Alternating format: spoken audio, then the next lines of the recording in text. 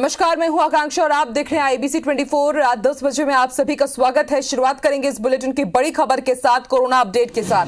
छत्तीसगढ़ में आज कोरोना के 106 नए मरीज मिले हैं। रायगढ़ में फिर एक बार सबसे ज्यादा 40 नए मरीज मिले हैं। बिलासपुर में 17 नए मरीज मिले हैं। रायपुर में 12 नए मरीजों की पहचान हुई है। जांजगीर में 13 और छत्तीसगढ़ में आज 36 मरीज डिस्चार्ज भी हुए हैं। तो एक बार फिर से छत्तीसगढ़ में डराने वाले आंकड़े सामने आ रहे हैं। कोरोना के 106 नए केस सामने आए हैं। कल करीब 69 केसेस सामने आए थे। अब एक्टिव मरीजों की संख्या राज्य में 463 पहुंच चुकी है। बड़ी खबर आपको बलौदाबाजार से बता दें, नकली शराब बनाने की फैक्ट्री का भंडाफोड़ हुआ है। 200 लीटर सॉल्वेंट और शराब की बोतल जब्त की गई है। आबकारी विभाग की फर्जी स्टिकर लगाकर ये शराब की सप्लाई करते थे। इस पूरे मामले में एक आरोपी को गिरफ्तार किया गया है, एक फरार है और एक कार भी जब्त की गई है। लवन चौकी के कुम्हारी गांव का यह मामला बताया जा रहा है।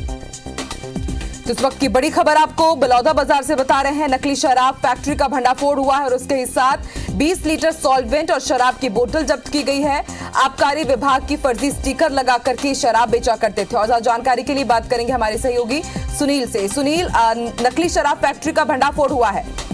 देखिए, जिले में लगातार अवैध शराब की शिकायतें पुलिस अधीक्षक को मिलती जा रही थी और जब से बलौदाबाजार के नए पुलिस अधीक्षक दीपक झा इस जिले में आए, तभी से लगातार शिकायत जो है लगातार तेज होनी शुरू हो गई थी, जिसके तारतम्य में अलग अलग टीम बनाकर अवैध शराबों पर और शराब माफियाओं पर नकेल कसने की कार्रवाई लगातार जारी थी।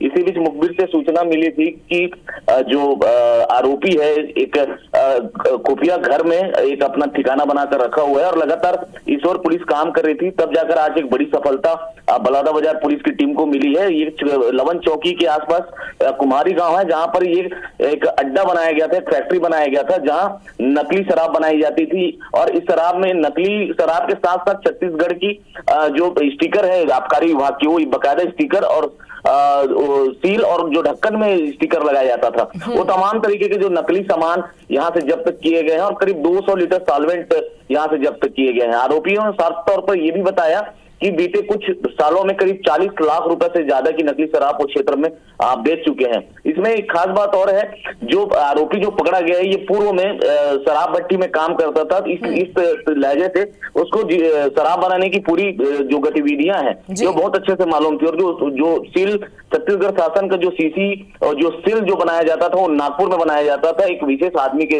द्वारा, जिसकी लगातार पुलिस पड़ताल कर रही है। अभी फिलहाल एक आरोपी को गिरफ्तार कर लिया गया है, एक आरोपी की पतासाजी अभी जारी है। जी ठीक है सुनील, आप नजर बना के रखिएगा। शुक्रिया पूरी जानकारी के लिए।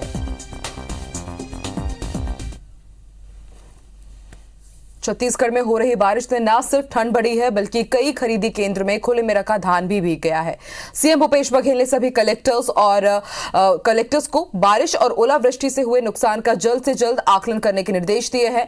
इधर खाद्य मंत्री अमरजीत भगत ने कई खरीदी केंद्रों का जायजा लिया और अव्यवस्था पाए जाने पर पदाधिकारियों को फटकार भी लगाई। ये रिपोर्ट देखिए।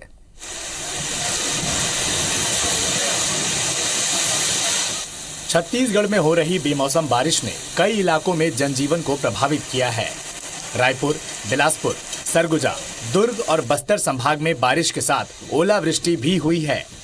बेमौसम हो रहे बारिश ने प्रदेश में न सिर्फ ठंड बढ़ाई है, बल्कि खरीदी केंद्र में खुले में पड़े धान को नुकसान भी पहुंचाया है।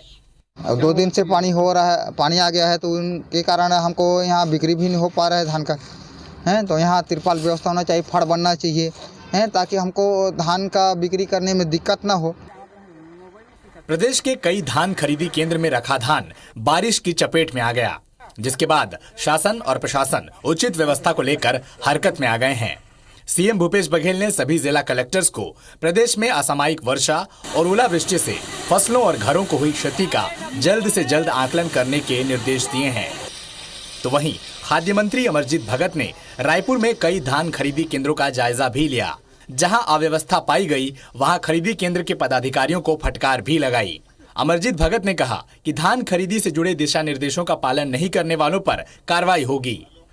व्यवस्था जितना होना चाहिए था उसमें उसके अनुसार नहीं किया गया है। एकदम से व्यवस्था नहीं है नहीं कहा जा सकता। ये लोग तिरपाल भी ढके हैं और कोशिश की है ढकने का, स्टेकिंग जो नहीं हुआ है वो बचा हुआ है। कई जगह लापरवाही लोग करते हैं, अन्यथा उनके जो निर्देश है उनके लिए राशि आवंटित है और उनको व्यवस्था बनाना है। 2 दिनों से हो रही बेमौसम बारिश ने महासमुंद, राजनांदगांव, बेमेतरा, बिलाईगढ़, तखतपुर समेत कई इलाकों की खरीदी केंद्र में धान खरीदी का काम प्रभावित किया है। बहरहाल देखना होगा कि धान को सुरक्षित रखने के लिए शासन और प्रशासन के कदमों का क्या नतीजा निकलता है। Bureau report, IBC 24। मुख्यमंत्री भूपेश बघेल ने कोविड के नए वेरिएंट ओमिक्रॉन से बचाव के लिए जिला कलेक्टरों को सभी एहतियाती उपाय अपनाने के निर्देश दिए हैं। उन्होंने सभी जिलों में कोविड टेस्टिंग बढ़ाने और अस्पतालों में किसी भी आकस्मिक स्थिति से निपटने के लिए सभी आवश्यक तैयारियां सुनिश्चित करने के निर्देश दिए हैं। मुख्यमंत्री ने कहा कि कोविड प्रोटोकॉल का सख्ती से पालन सुनिश्चित किया जाए और संक्रमण की स्थिति पर नजर रखने के लिए प्रशासन और स्वास्थ्य अमले को सतर्क किया जाए। मुख्यमंत्री ने कोरोना से बचाव के लिए 3 जनवरी से राज्य में शुरू हो रहे 15 से 18 साल के किशोर किशोरियों के टीकाकरण और 10 जनवरी से स्वास्थ्य कर्मी, फ्रंटलाइन वर्कर्स और गंभीर बीमारियों से पीड़ित 60 साल से अधिक आयु के लोगों की कोरोना वैक्सीन की तीसरी खुराक देने के अभियान के संबंध में लोगों को जागरूक करने और टीकाकरण के इस अभियान के लिए निर्धारित टीकाकरण केंद्रों की जानकारी के प्रचार प्रसार के निर्देश दिए हैं। सीएम भूपेश बघेल ने जिला प्रशासन को यह भी निर्देश दिए हैं कि जिन लोगों ने अब तक कोरोना वैक्सीन की पहली या दूसरी डोज नहीं लगवाई है, उनका टीकाकरण सुनिश्चित किया जाए।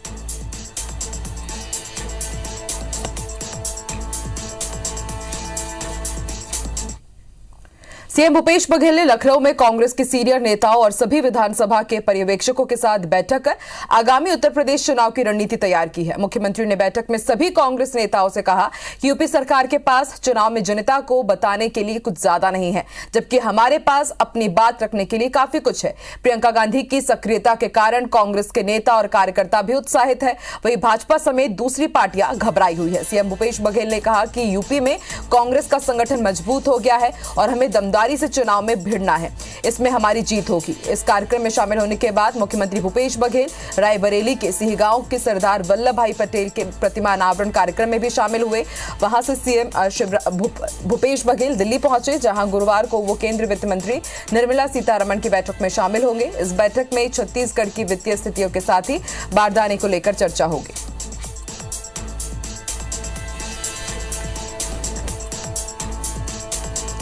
मध्य प्रदेश में निगम मंडल अध्यक्ष और उपाध्यक्ष को मंत्री का दर्जा दे दिया गया है। सामान्य प्रशासन विभाग में संबंध में आदेश जारी कर दिया गया।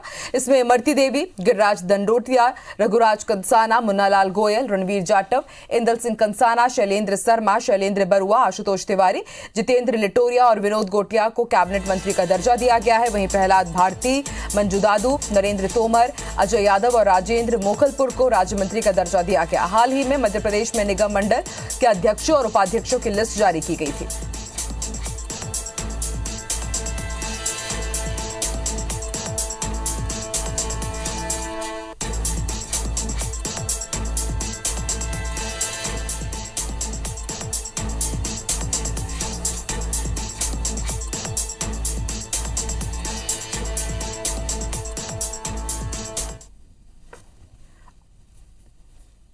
अलीराजपुर में एक बार फिर से कांग्रेस की गुटबाजी खुलकर सामने आई है। वरिष्ठ कांग्रेस नेता कांतिलाल भूरिया ने कांग्रेस जिला अध्यक्ष महेश पटेल पर पार्टी से गद्दारी करने के आरोप लगाए हैं। इतना ही नहीं, उन्होंने महेश पटेल पर जुबानी हमला करते हुए कहा कि महेश नशे में बात करते हैं। वो बेवजह ही भूरिया परिवार पर चुनाव हरवाने का आरोप लगा रहे हैं, जबकि अपने कर्मों की वजह से जोबट का उपचुनाव हारे थे।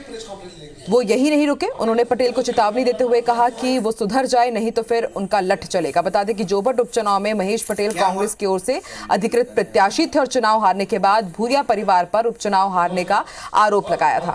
वहीं फ्लोरोसिस नियंत्रण परियोजना में करोड़ों रुपए के भ्रष्टाचार के आरोपों में घिरे स्थानीय सांसद गुमान सिंह डामोर को भी कांतिलाल भूरिया ने आड़ो हाथों लिया। खिलवाड़ करता है, भ्रष्टाचार करता है, उसके खिलाफ हम लोग 10,000 फर्जी वोट डाले।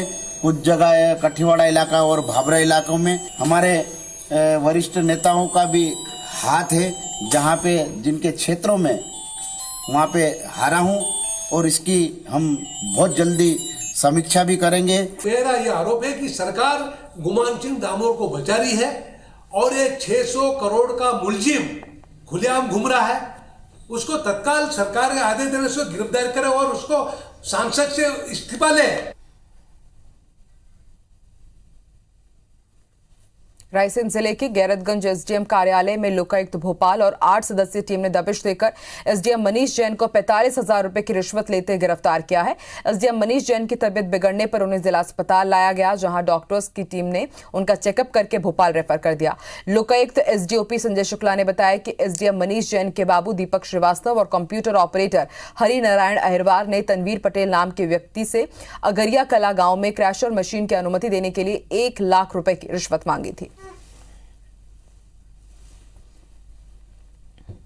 खनिज से संबंधित उनको अनुमति चाहिए थी, जिसके सेंस में उन्होंने एक आवेदन पूर्व में लगाया हुआ था और उसकी फाइल आ गई थी यहाँ एसडीएम ऑफिस में। 40,000 रुपये का लिफाफा और एक 5,000 रुपये जब उसे दिए और वो ले जाकर उसने एसडीएम साहब को, ये मनीष जैन साहब हैं, इनको दिए, तो उन्होंने उसे लेकर उनके पास एक पिट्ठू बैग है, पिट्ठू बैग को में रख लिया उन्होंने उसे।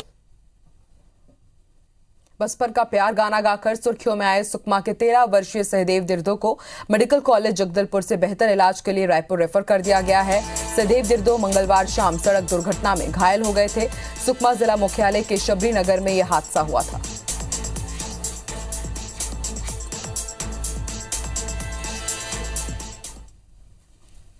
मनेंद्रगढ़ के सामुदायिक स्वास्थ्य केंद्र में लापरवाही की इंतहा की तस्वीर सामने आई। यहां एक कुत्ता नवजात को सामुदायिक स्वास्थ्य केंद्र के अंदर से उठाकर ले गया। अस्पताल के नर्स, नवजात के परिजन और दूसरे लोगों ने कड़ी मशक्कत के बाद किसी तरह कुत्ते से मृत नवजात को छुड़ाया। ये तस्वीरें सोशल मीडिया पर वायरल हो रही है और हैरान भी करती हैं। मितानी ने उसके परिजन को बताया कि अभी 1 फिंगर ही बच्चे जाने का मुंह खुला है, अभी थोड़ा टाइम लगेगा प्रसव होने में। उसके बाद उन लोग पता नहीं क्या किया, मितानी बिना बताए मरीज को घर लेके चली गई और वो फिर रात में कब आई उसके बारे में जानकारी हमें नहीं है। हमारी ड्यूटी ऑफ हो गई। अस्पताल से जहाँ लोग अपना उपचार कराने जाते हैं वहाँ पर एक नवजात बच्चे के शव को लेकर कुत्ता बाहर जा रहा है। ये तो गनीमत थी कि कुछ लोगों ने देख लिया और कुत्ते के जबड़े से नवजात को, जो है मृत नवजात को अलग करवाया, नहीं तो कुत्ता उसे लेकर कहाँ चला जाता। ये काफी दुर्भाग्यपूर्ण है और इस मामले में बड़ी कार्रवाई होनी चाहिए। बात दुर्भाग्यपूर्ण है और ऐसा किसी भी अस्पताल, क्या सरकारी अस्पताल, प्राइवेट अस्पताल या घर में कहीं भी नहीं होना चाहिए। और इसमें हमने नया आदेश भी निकाल दिया और जाँच भी जारी है। सबका कथन दिया जा रहा है, जो भी लोग जिसके लिए जिम्मेदार होंगे उनके खिलाफ गंभीर और सख्त कार्रवाई की जाएगी। 18 दिसंबर से पदयात्रा कर अपने अपने जिलों से निकलकर अंशकालीन स्कूल सफाई कर्मचारी आज राजधानी रायपुर पहुंचे। हजारों की संख्या में पहुंचे सफाई कर्मी बूढ़ा तालाब से धरना स्थल पर एकत्रित हुए। रायपुर के साथ ही बस्तर, सरगुजा, बिलासपुर और दुर्ग संभाग से हजारों की संख्या में ये कर्मचारी राजधानी रायपुर पहुंचे और अपने 2 सूत्रीय मांग को लेकर कर्मचारियों ने आज सीएम निवास का घेराव किया। लोग आए हैं बस्तर संभाग से, जिरम घाटी से। आज 18 तारीख से निकला हुआ है हमारा रैली। आज यही रोके है पुलिस प्रशासन।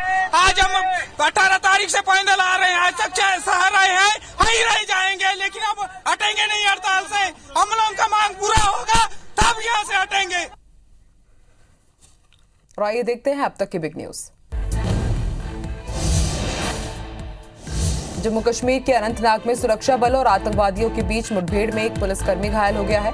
अधिकारियों ने बताया कि घायल पुलिसकर्मी को अस्पताल पहुंचाया गया है। फिलहाल नौगामा शाहाबाद इलाके में पुलिस का सर्च ऑपरेशन चल रहा है। पहाड़ी इलाकों में हो रही भारी बर्फबारी से मौसम लगातार खराब होता जा रहा है। सिक्किम में ऊंचाई वाले इलाकों में भारी बर्फबारी होने की सूचना है। इसी बीच बुधवार को भारतीय सेना उत्तरी सिक्किम के लाचुंग में भारी बर्फबारी में फंसे पर्यटकों के लिए देवदूत बनकर आई और 300 से ज्यादा पर्यटकों को बचाया गया।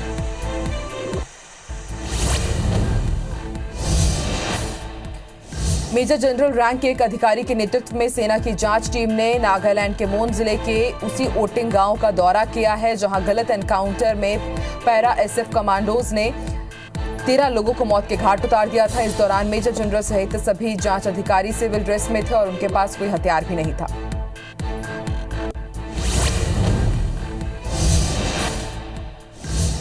आईसीसी ने T20 player of the year award के लिए 4 खिलाड़ियों को नॉमिनेट किया है, जिसमें इंग्लैंड के स्टार बल्लेबाज जॉस बटलर, ऑस्ट्रेलिया के खिलाड़ी मिशेल मार्श, पाकिस्तानी बल्लेबाज मोहम्मद रिजवान और श्रीलंका के स्पिनर वानिंदु हसरंगा का नाम शामिल है। इस लिस्ट में कोई भी भारतीय खिलाड़ी नहीं है। और आइए कुछ दूसरी खबरें देखते हैं। धोखाधड़ी और भ्रष्टाचार के मामले में सरपंच, सचिव सहित उपयंत्री को 10 साल की सजा सुनाई गई है। मामला पन्ना जिले के गुन्नौर जनपद के ग्राम इटोरी का है, जहां साल 2011 में कपिल धारा कुआं स्वीकृत किया गया था, लेकिन तत्कालीन सब इंजीनियर आनंद त्रिपाठी, सचिव संतोष पांडे और सरपंच चैन राजा बुंदेला ने मिलकर इसमें भारी भ्रष्टाचार किया था।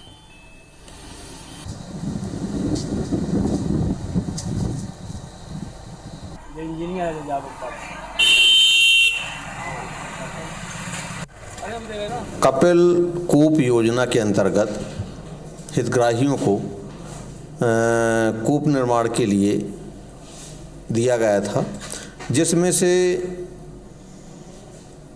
आपके उपयंत्री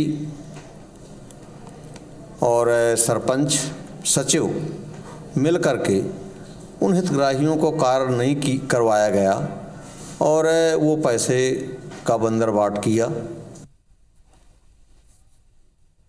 23 साल की जश्न और साल 2021 की विदाई के लिए छत्तीसगढ़ के पर्यटन केंद्र पर्यटकों से भरे पड़े हैं और यहां के नजारे देखकर पर्यटक खासे खुश नजर आ रहे हैं। IBC 24 के कैमरे में कैद 2 तस्वीर हम आपको दिखा रहे हैं। बात करें बस्तर की तो यहाँ कई मन मोह लेने वाले स्पॉट हैं। चित्रकोट, तीरथगढ़ और कुटुम्बसर गुफा देखने के लिए दूर दूर से लोग जगदलपुर पहुंच रहे हैं और इसके चलते शहर के होटल और रिसोर्ट पूरी तरह से अभी से ही बुक हो चुके हैं।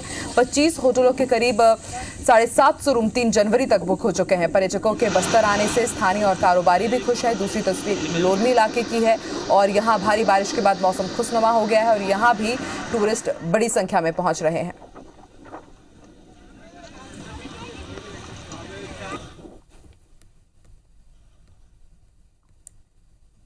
और इस बुलेटिन में फिलहाल इतना ही। आप देखते रहिए IBC 24। नमस्कार।